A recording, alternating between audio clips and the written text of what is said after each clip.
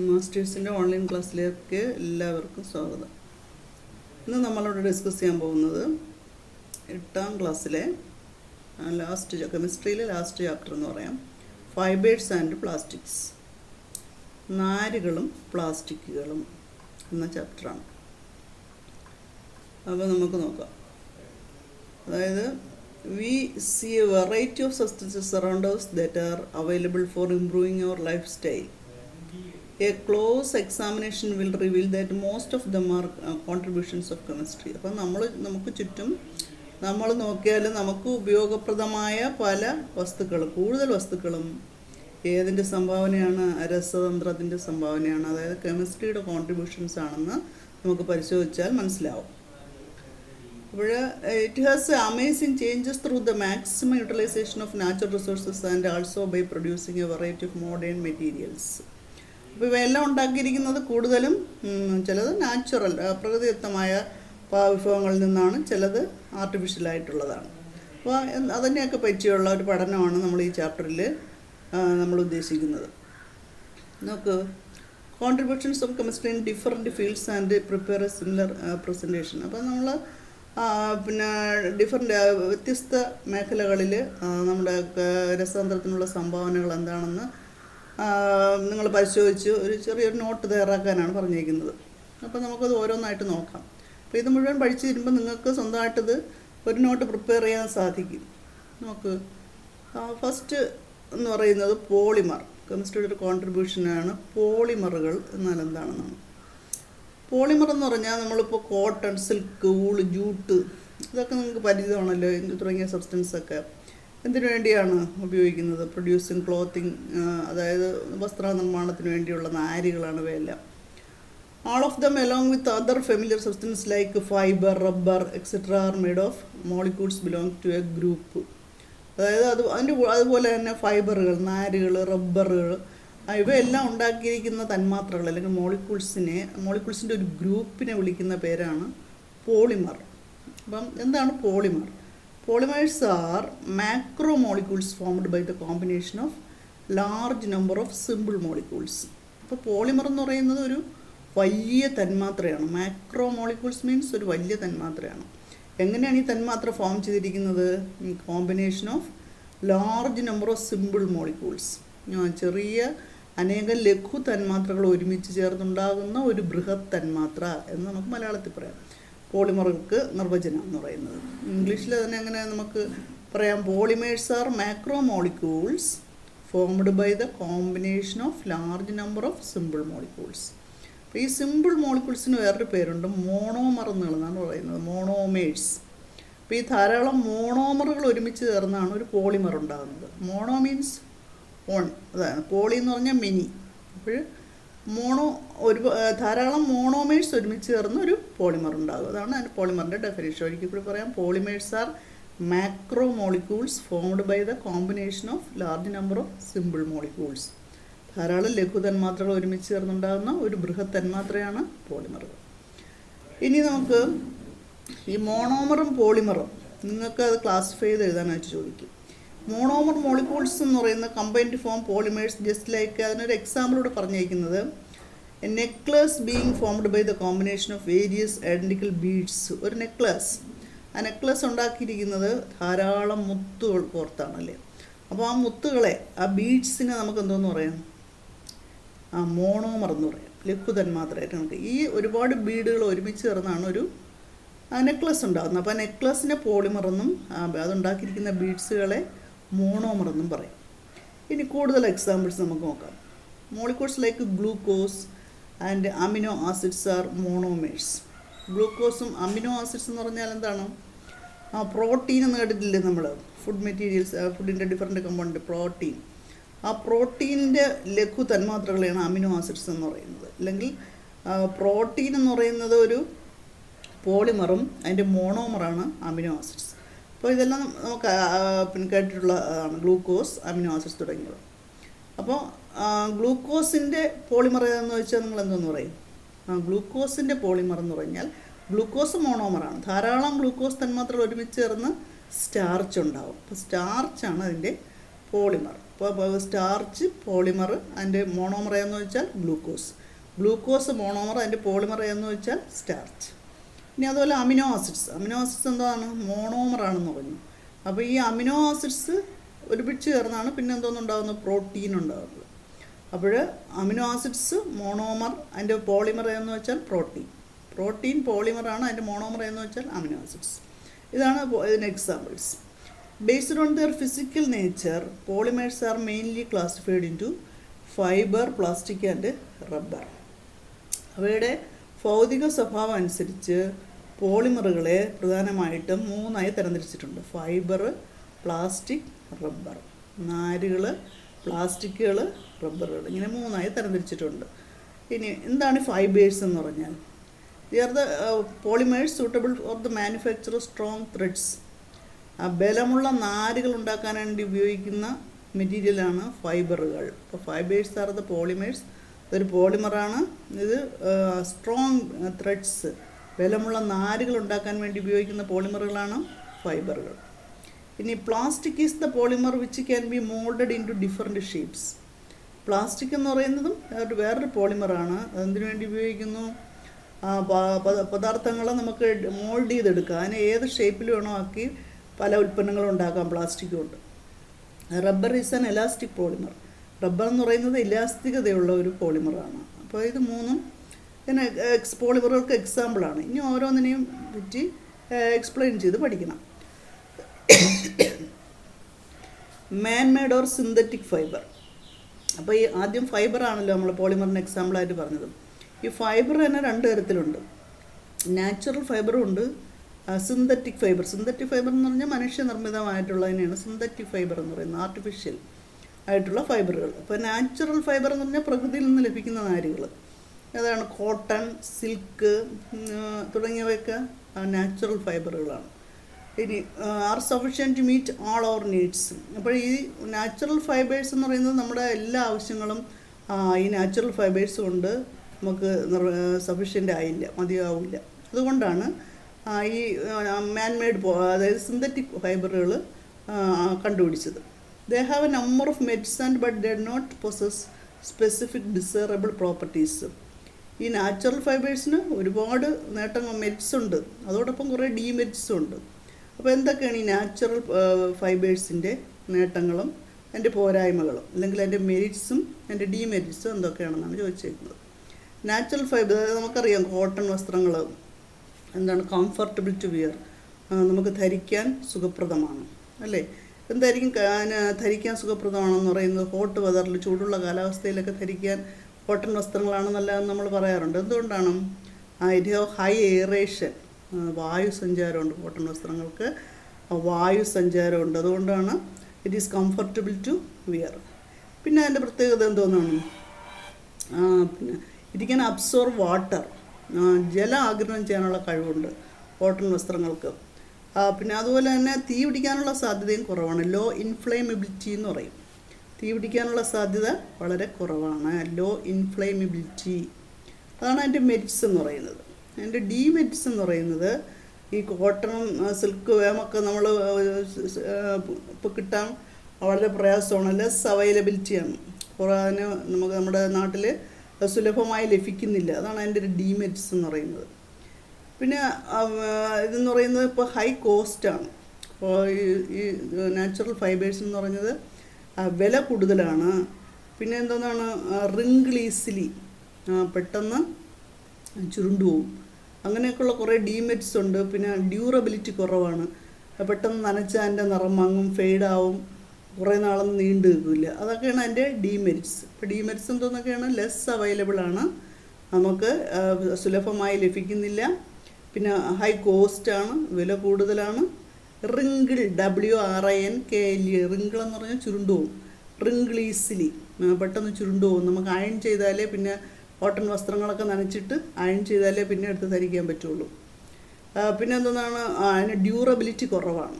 Law durability എന്ന് പറഞ്ഞാൽ ഒരുപാട് ഈട് നിൽക്കില്ല, പെട്ടെന്ന് അതിൻ്റെ നിറമൊക്കെ മങ്ങി പിന്നെ നമുക്ക് പിന്നെ അത് ധരിക്കാൻ പറ്റില്ല. അതാണ് ലോ ഡ്യൂറബിലിറ്റി. അപ്പോൾ അത് നിങ്ങൾ ടെസ്റ്റിൽ എൻ്റെ മെറിറ്റ്സും ഡീമെറിറ്റ്സും എല്ലാം പിന്നെ എഴുതാനായിട്ട് ഒരു ടേബിൾ ഇവിടെ കൊടുത്തിട്ടുണ്ട്. അപ്പോൾ അത് നിങ്ങൾ ടെസ്റ്റിലോട്ട് എടുത്ത് എഴുതണം. പിന്നെ നാച്ചുറൽ ഫൈബറിൻ്റെ നേട്ടങ്ങളും പോരായ്മകളും എന്തൊക്കെയാണെന്ന്.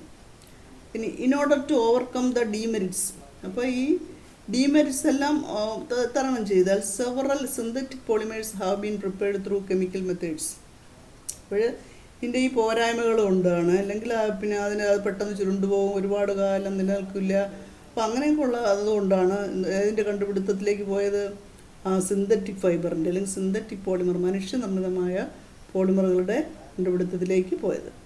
The synthetic polymers like nylon and terling widely used nowadays in textile industry.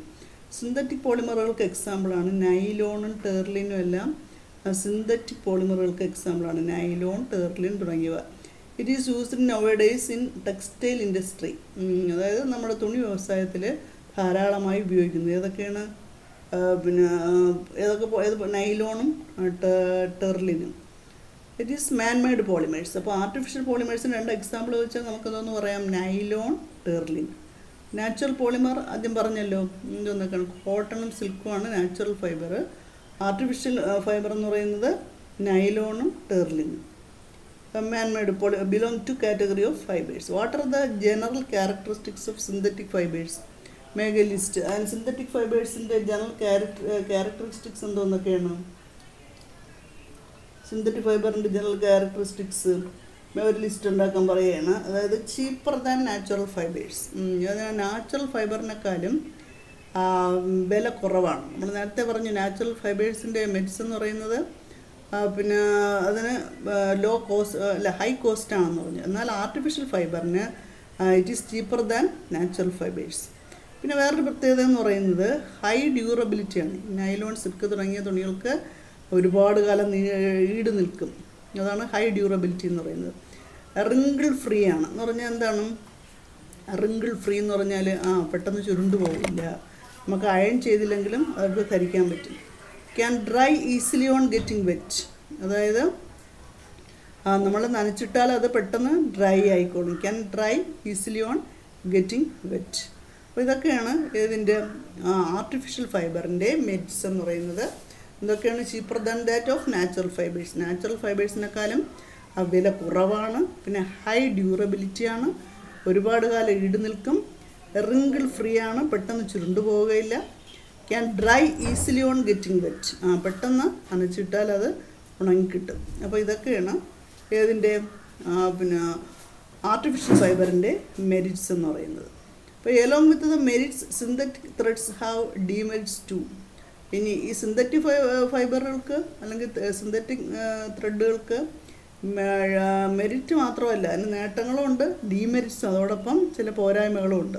അപ്പോൾ ഏതൊക്കെയാണെന്ന് കറക്റ്റ് ചെയ്യണം. നിങ്ങൾ ടെസ്റ്റിൽ കുറേ സ്റ്റേറ്റ്മെൻറ്റുകൾ കൊടുത്തിട്ടുണ്ട്, നിങ്ങൾ കറക്റ്റായിട്ടുള്ള നേർക്ക് ടിക്ക് ചെയ്യണം. എന്തൊക്കെയാണ് സിന്തറ്റിക് ഫൈബറിൻ്റെ ഡീമെരിറ്റ്സ് എന്ന് പറയുന്നത്? എയറേഷൻ. എയറേഷൻ എന്ന് പറഞ്ഞാൽ വായു സഞ്ചാരം കുറവാണോ കൂടുതലാണോ എന്നാണ് ചോദിച്ചേക്കുന്നത്. Aeration high or low. Aeration ഏതിനാണ്? കോട്ടൺ വസ്ത്രങ്ങൾക്കാണ് വായുസഞ്ചാരം കൂടുതലുള്ളത്. അപ്പോൾ ഇത് aeration low. Ability to absorb water. Water absorb ചെയ്യാനുള്ള കഴിവ് high or low? Water absorb ചെയ്യാനുള്ള കഴിവ് കുറവാണ്.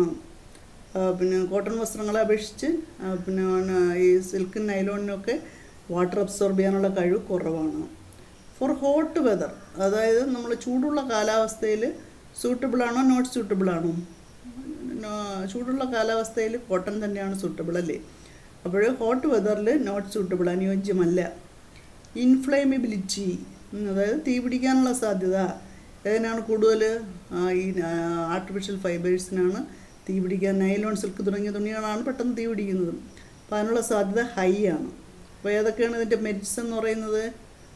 എയറേഷൻ, വായുസഞ്ചാരം ലോയാണ്. എബിലിറ്റി ടു അബ്സോർബ്, വാട്ടർ ജലം ആഗിരണം ചെയ്യാനുള്ള കഴിവ് കുറവാണ്, ലോയാണ്. ഫോർ ഹോട്ട് വെതർ, ചൂടുള്ള കാലാവസ്ഥയ്ക്ക് നോട്ട് സൂട്ടബിളാണ്, അനുയോജ്യമല്ല. ഇൻഫ്ലേമബിലിറ്റി, തീ പിടിക്കാനുള്ള സാധ്യത കൂടുതലാണ്, ഹൈ ആണ്. ഇനി can we overcome these limitations, നമുക്ക് ഈ പോരായ്മകളെല്ലാം ഓവർകം ചെയ്യാൻ പറ്റും. Synthetic fibres are generally used by blending them with natural substance like cotton. അപ്പോൾ ഈ പോരായ്മകളെല്ലാം, അതായത് ആർട്ടിഫിഷ്യൽ ഫൈബറിനുള്ള പോരായ്മകളെല്ലാം ഓവർകം ചെയ്യാൻ വേണ്ടി എന്താണ് ഈ സിന്തറ്റിക് ഫൈബറും കോട്ടൺ വസ്ത്രങ്ങളും കൂടി മിക്സ് ചെയ്തുള്ള വസ്ത്രങ്ങൾ പുറത്തിറക്കുന്നുണ്ട്. അപ്പോൾ ഇത് ഏകദേശം കുറേയൊക്കെ ഈ രണ്ടിൻ്റെയും പോരായ്മകൾ ഓവർകം ചെയ്യും. അതാണ് ഇപ്പോൾ ചെയ്തുകൊണ്ടിരിക്കുന്നത്. കോട്ടൺ വസ്ത്രങ്ങളും സിന്തറ്റിക് ഫൈബറുകളും ഒരുമിച്ച് ചേർത്ത് വസ്ത്രങ്ങൾ ഉണ്ടാക്കുന്ന രീതി. അപ്പോൾ ഇതാണ് ഫൈബറുകളെ പറ്റി. ഇനി അടുത്തത് പ്ലാസ്റ്റിക്. പ്ലാസ്റ്റിക് എന്ന് പറയുന്നത് നമുക്കറിയാം, it is also a polymer. പ്ലാസ്റ്റിക്കുകളും എന്തോന്നാണ്? പോളിമറുകളാണ്. Having properties different from those of fibres. നാരുകളെക്കാളും വളരെ വ്യത്യസ്തമാർന്ന ഒരു പോളിമറാണ് എന്തോന്ന്? പ്ലാസ്റ്റിക്കുകൾ എന്ന് പറയുന്നത്. These are substance that change the very face of human life. Plastics are synthetic polymer. ഇനി പ്ലാസ്റ്റിക്കുകൾ എന്ന് പറയുന്നത് എന്തോന്നാണ്? നാച്ചുറൽ പോളിമറാണോ? അല്ല, പ്രകൃതിദത്തമായിട്ടുള്ള നാരുകളാണോ? അല്ല, നാരുകളല്ല. പ്ലാസ്റ്റിക്കുകൾ സിന്തറ്റിക് പോളിമറുകളാണ്. അതായത് മനുഷ്യനിർമ്മിതമായ ഒരു പോളിമറാണ് plastic. Different types of plastics are used for manufacturing a number of products from household utensils to artificial heart walls. അതായത് പ്ലാസ്റ്റിക്കുകളെന്ന് പറയുന്നത് ഹ്യൂമൻ ലൈഫുമായി വളരെ അടുത്ത ബന്ധമാണുള്ളത്. കാരണം നമ്മൾ നിത്യജീവിതത്തിൽ ഉപയോഗിക്കുന്ന പല വീട്ടു സാധനങ്ങളും, പിന്നെ ഈവൺ ഇപ്പോൾ ആർട്ടിഫിഷ്യൽ ഹാർട്ട് വാൽവ് വരെ പ്ലാസ്റ്റിക്കുകളുണ്ട് ഉണ്ടാക്കിയിട്ടുണ്ട്. No other substance have so diverse use of that plastic. Plastic പോലെ പല ഇത്രയും വ്യത്യസ്തതയുള്ള വേറൊരു പോളിമർ ഇതുവരെ കണ്ടുപിടിക്കപ്പെട്ടിട്ടില്ല. Plastic with diverse properties have been prepared nowadays making them more useful. അപ്പോൾ ഈ പ്ലാസ്റ്റിക്കിൻ്റെ എന്തെല്ലാം സ്വഭാവങ്ങളാണ് ഇത്രയും നമുക്ക് യൂസ്ഫുൾ ആക്കുന്നത്? പ്ലാസ്റ്റിക്കിൻ്റെ എന്ത് പ്രത്യേകതയാണ് നമുക്ക് മനുഷ്യജീവിതത്തിൽ ഇത്രയും യൂസ്ഫുൾ ആക്കിയിരിക്കുന്നത്? അപ്പോൾ അതിന് മുമ്പ് റബ്ബർ എന്ന് പറയുന്നത്, rubber is also A natural polymer with elastic properties. Rubber എന്ന് പറയുന്നത് എലാസ്തികതയുള്ള ഒരു പ്രകൃതിദത്തമായ പോളിമറാണ് റബ്ബർ. അപ്പോൾ റബ്ബർ ആർട്ടിഫിഷ്യൽ അല്ല. പ്ലാസ്റ്റിക് എന്ന് പറയുന്നത് ഒരു ആർട്ടിഫിഷ്യൽ പോളിമർ, പക്ഷേ റബ്ബർ എന്ന് പറയുന്നത് പ്രകൃതിദത്തമായ ഒരു പോളിമറാണ്. Rubber is isolated from the latex obtained from rubber tree. Rubber is a polymer formed by the combination of the monomer molecule isoprene. ഇനി ഈ റബ്ബറിനെ പറ്റി നമുക്ക് പ്രധാനമായിട്ടും ഇവിടെ ശ്രദ്ധിക്കേണ്ടതെന്ന് പറയുന്നത്, റബ്ബർ ഒരു പോളിമറാണ്. എന്താണ് അതിൻ്റെ മോണോമർ? മോണോമർ എന്ന് പറഞ്ഞാൽ എന്താണ്? ധാരാളം സിമ്പിൾ മോളിക്യൂൾസ് ഒരുമിച്ച് ചേർന്നാണ് ഒരു പോളിമർ ഉണ്ടാകുന്നത്. ആ സിമ്പിൾ മോളിക്യൂൾസിനെയാണ് മോണോമർ എന്ന് പറയുന്നത്. അപ്പോൾ ലഘു തന്മാത്രകൾ ആണ് പിന്നെ മോണോമർ. അപ്പോൾ ഇവിടുത്തെ റബ്ബറിൻ്റെ ലഘു തന്മാത്ര ഐസോപ്രീൻ എന്നാണ് അതിൻ്റെ പേര്. ഐസോപ്രീൻ എന്ന സിമ്പിൾ മോളിക്യൂൾസ് ഒരുമിച്ച് ചേർന്നാണ് റബ്ബർ എന്ന പോളിമർ ഉണ്ടാക്കിയിരിക്കുന്നത്. അപ്പോൾ ഇതാണ് നിങ്ങളിവിടെ ഓർമ്മിക്കാനുള്ളത്. പിന്നെ റബ്ബറിൻ്റെ മോണോമർ ഏതാണ്? ഐസോപ്രീൻ്റെ പോളിമർ ഏതാണ്? റബ്ബർ എന്ന് പറയുന്നത് ഏതിന് എക്സാമ്പിളാണ്? ഒരു നാച്ചുറൽ പോളിമറിന് എക്സാമ്പിളാണ്. ഇനി അടുത്തത്, what are the characteristics of plastics known to you? നിങ്ങൾക്ക് പ്ലാസ്റ്റിക്കിൻ്റെ എന്തെല്ലാം സ്വഭാവങ്ങൾ നിങ്ങൾക്കറിയാം? അതായത് നമുക്കറിയാം പ്ലാസ്റ്റിക് എന്ന് പറയുന്നത് എന്തായിരിക്കും നമുക്ക് ഇത്ര യൂസ്ഫുൾ ആയിട്ടുള്ളത്? അവൈലബിലിറ്റി പിന്നെ കൂടുതലാണ്. അതായത് നമുക്ക് സുലഭമായി ലഭിക്കും. പിന്നെ ലോ കോസ്റ്റാണ്, വളരെ വലിയ വില കൂടുതലൊന്നുമില്ല അല്ലേ. ലോ കോസ്റ്റാണ്, ലെസ് വെയിറ്റാണ്. പ്ലാസ്റ്റിക് സാധനങ്ങൾക്കെല്ലാം ഭാരം കുറവാണ്, ലെസ് വെയിറ്റാണ്. പിന്നെ എന്താണ്, നമ്മുടെ ഇഷ്ടപ്പെട്ട ആകൃതിയിൽ നമുക്ക് പ്ലാസ്റ്റിക്കിലുള്ള സാധനങ്ങൾ ഉണ്ടാക്കിയെടുക്കാൻ കഴിയും. It can mould into any shape. ഈ പ്ലാസ്റ്റിക് സാധനങ്ങൾ നമുക്ക് ഏത് ആകൃതിയിൽ വേണോ മോൾഡ് ചെയ്തെടുക്കാൻ പറ്റും. ഇതൊക്കെയാണ് പ്ലാസ്റ്റിക്കിൻ്റെ പ്രത്യേകതകളെന്ന് പറയുന്നത്. അതായത് പിന്നെ അവൈലബിലിറ്റി കൂടുതലാണ്, അല്ലെങ്കിൽ അതിൻ്റെ ലഭ്യത കൂടുതലാണ്. പിന്നെ ലോ കോസ്റ്റാണ്, ലെസ് വെയിറ്റാണ്. പിന്നെ it can mould into any shape. ഇനി കുറച്ച് സിറ്റുവേഷൻസ് ഇവിടെ കൊടുത്തിട്ടുണ്ട്. പ്ലാസ്റ്റിക്കുമായി ബന്ധപ്പെട്ട കുറേ സന്ദർഭങ്ങളാണ്. അപ്പോൾ എന്തുകൊണ്ടാണ് ആ കാര്യങ്ങൾക്കെല്ലാം പ്ലാസ്റ്റിക് ഉപയോഗിക്കുന്നത്? ഈ പ്ലാസ്റ്റിക്കിൻ്റെ ഏത് പ്രോപ്പർട്ടിയാണ് അവിടെ യൂസ് ചെയ്യുന്നതെന്ന് നിങ്ങൾ ഫില്ല് ചെയ്യണം. ഒരു ടേബിൾ അവിടെ കൊടുത്തിട്ടുണ്ട്. ആ സിറ്റുവേഷൻസ് ഞാൻ വായിക്കാം. ടു ഇൻസുലേറ്റ് ഇലക്ട്രിക് കണ്ടക്ടേഴ്സ് എന്ന് പറഞ്ഞാൽ ഇലക്ട്രിക് വയറുകൾ പിന്നെ പൊതിയാൻ വേണ്ടി പ്ലാസ്റ്റിക്കുകൾ ഉപയോഗിക്കുന്നു. എന്തുകൊണ്ടാണ് പിന്നെ അത് ഉപയോഗിക്കുന്നത്? പ്ലാസ്റ്റിക്കിൻ്റെ ഏത് സ്വഭാവമാണ് അവിടെ യൂസ് ചെയ്യുന്നത്? പ്ലാസ്റ്റിക് എന്ന് പറയുന്നത് വൈദ്യുതി കടത്തി വിടുന്നില്ല. It is not a conductor of electricity. അതുകൊണ്ടാണ് ഇലക്ട്രിക് കേബിളുകൾ പൊതിയാൻ ഏത് ഉപയോഗിക്കുന്നത്? പ്ലാസ്റ്റിക് ഉപയോഗിക്കുന്നത്. ഇനി to make handles of kitchen utensils. നമ്മൾ പിന്നെ അടുക്കള സാധനങ്ങളിൽ മിക്ക അതിൻ്റെ ഹാൻഡിലുകൾ, കൈപ്പിടിയൊക്കെ ഏതുകൊണ്ടാണ് ഉണ്ടാക്കിയിരിക്കുന്നത്? പ്ലാസ്റ്റിക് കൊണ്ടാണ് ഉണ്ടാക്കിയിരിക്കുന്നത്. എന്തുകൊണ്ടായിരിക്കും അങ്ങനെ ഉണ്ടാക്കിയിരിക്കുന്നത്? അതായത് it does not conduct heat. അടുക്കളയിൽ നമ്മൾ ഉപയോഗിക്കുന്നത് പിന്നെ സാധനങ്ങൾ എന്തോന്നാണ്, നമ്മൾ കയ്യിൽ ചൂട് തട്ടാതിരിക്കാൻ വേണ്ടിയാണ് അതിൻ്റെ കൈപ്പിടിയെല്ലാം ഏതുകൊണ്ട് ഉണ്ടാക്കിയിരിക്കുന്നത്? പ്ലാസ്റ്റിക്. അപ്പോൾ അങ്ങനെ ഉണ്ടാക്കണമെങ്കിൽ പ്ലാസ്റ്റിക്കിൻ്റെ ഏത് സ്വഭാവമാണ് അവിടെ യൂസ് ചെയ്യുന്നത്? പ്ലാസ്റ്റിക് എന്തോന്നും കടത്തി വിടുന്നില്ല. It does not conduct heat also. അത് ചൂടും കടത്തി വിടുന്നില്ല. ഇനി ടു സ്റ്റോർ കെമിക്കൽ സബ്സ്റ്റൻസസ്. അതിന് രാസവസ്തുക്കളൊക്കെ സൂക്ഷിക്കാൻ വേണ്ടി പ്ലാസ്റ്റിക് പാത്രങ്ങൾ ഉപയോഗിക്കാറുണ്ട്. എന്തുകൊണ്ടായിരിക്കും? അതായത് രാസവസ്തുക്കളുമായിട്ട് കെമിക്കൽ റിയാക്ഷനിൽ ഏർപ്പെടുന്നില്ല. Plastic does not react with chemical substances. രാസപദാർത്ഥങ്ങളുമായി അത് കെമിക്കൽ റിയാക്ഷനിൽ ഏർപ്പെടുന്നില്ല. To make water tanks. Water ടാങ്കുകൾ ഉണ്ടാക്കാൻ വേണ്ടി പ്ലാസ്റ്റിക് ഉപയോഗിക്കുന്നത്. എന്തുകൊണ്ടാണ് ആയിരിക്കും പ്ലാസ്റ്റിക് പാത്രങ്ങളിൽ വെള്ളം നിറയ്ക്കാൻ വേണ്ടി ഉപയോഗിക്കുന്നത്? അപ്പോൾ വാട്ടറുമായിട്ടും ആർക്ക് റിയാക്ഷനില്ല? No reaction with water. പ്ലാസ്റ്റിക്കിന് വാട്ടറുമായിട്ടും റിയാക്ഷനില്ല. To make household utensils. അതായത് നമുക്ക് നമ്മുടെ വീട്ടിലെ ഈവൻ ഫർണിച്ചർ വരെ പ്ലാസ്റ്റിക്കുകൾ കൊണ്ട് ഉണ്ടാക്കാം. എന്തുകൊണ്ടായിരിക്കും പ്ലാസ്റ്റിക് കൊണ്ട് ഇങ്ങനെ ഹൗസ് ഹോൾഡ് യൂട്ടൻസിൽസ് ഉണ്ടാക്കിയിരിക്കുന്നത്? വീട്ടു സാധനങ്ങൾ ഉണ്ടാക്കിയിരിക്കുന്നത് എന്തുകൊണ്ടായിരിക്കും? അതായത് ഏത് സ്വഭാവമായിരിക്കും അവിടെ യൂസ് ചെയ്യുന്നത് പ്ലാസ്റ്റിക്കിൻ്റെ? അതായത് it can mould into any shape. പ്ലാസ്റ്റിക്കിനെ നമുക്ക് എന്തോന്ന് ചെയ്യാൻ പറ്റും? ഏത് ഷേപ്പിൽ വേണോ മാറ്റി എടുക്കാൻ പറ്റും. അതുകൊണ്ടാണ് നമുക്ക് different house hold utensils plastic കൊണ്ട് ഉണ്ടാക്കാൻ സാധിക്കുന്നത്. അപ്പോൾ ആ സിറ്റുവേഷൻസും അതിൻ്റെ സ്വഭാവ സവിശേഷതകളും പിന്നെ ടെസ്റ്റിലോട്ട് എഴുതിയിട്ട് അത് നോട്ടിലെടുത്ത് എഴുതണം. എന്നോട് പറയാൻ ടു ഇൻസുലേറ്റ് ഇലക്ട്രിക് കണ്ടക്ടേഴ്സ്. അതിൻ്റെ ക്യാരക്ടറിസ്റ്റിക് എന്ന് പറഞ്ഞാൽ not a conductor of electricity. വൈദ്യുതി കടത്തി വിടുന്നില്ല. To make handles of kitchen utensils. അടുക്കള സാധനങ്ങളുടെ കൈപ്പിടി ഉണ്ടാക്കാൻ ഉപയോഗിക്കാത്തത്. It is not a conductor of heat. താപം കടത്തിവിടാത്തതുകൊണ്ട്. To store chemical substances. രാസവസ്തുക്കൾ സൂക്ഷിക്കാൻ ഉപയോഗിക്കുന്നത്. Plastic does not react with chemical substances. രാസവസ്തുക്കളുമായി പ്രവർത്തനമില്ല. To make water tanks. Water tank ഉണ്ടാക്കാൻ വേണ്ടി ഉപയോഗിക്കുന്നത് എന്തുകൊണ്ടെന്നാൽ it does not react with water. അത് ജലവുമായും പ്രവർത്തനമില്ല. To make household utensils. വീട്ടു സാധനങ്ങൾ ഉണ്ടാക്കാൻ ഉപയോഗിക്കുന്നത് എന്തെന്ന് വെച്ചാൽ ഏത് ആകൃതിയിൽ വേണോ മാറ്റിയെടുക്കാൻ പറ്റും പ്ലാസ്റ്റിക്കിനെ. It can mould into any shape.